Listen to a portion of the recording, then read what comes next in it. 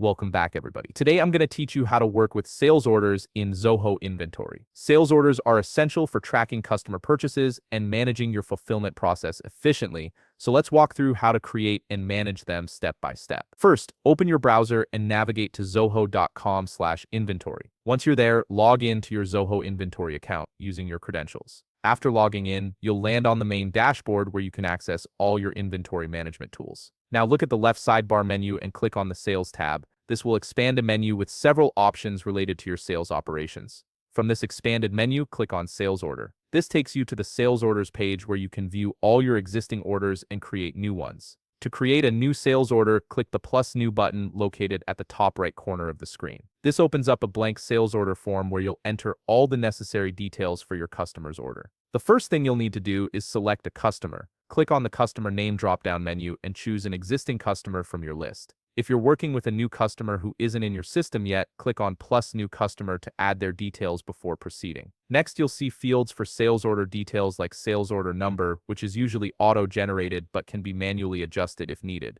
Verify or enter the sales order date, expected shipment date, and select the appropriate delivery method for this order. These details help you and your customer stay aligned on timing and logistics. Now it's time to add the items. Click in the space under Item Details to start adding products or services from your inventory. If you need to add multiple items, use the Add Another Line option to include them one by one. For larger orders with many items, click Add Items in Bulk to speed up the process. For each item, enter the quantities, rates, and apply any applicable taxes or discounts. You can also add shipping charges or other adjustments at this stage to ensure the order total is accurate. These details ensure your customer receives a clear and complete breakdown of their purchase. If there are any special instructions or information your customer needs to see, scroll down and write them in the Customer Notes section. You can also include terms and conditions that should appear on the sales order document. Finally, you have two options to complete the process. Click Save as Draft if you want to save the sales order without sending it yet, which is useful if you need to review or make changes later. Or click Save and Send to confirm the order and automatically email it to the customer right away.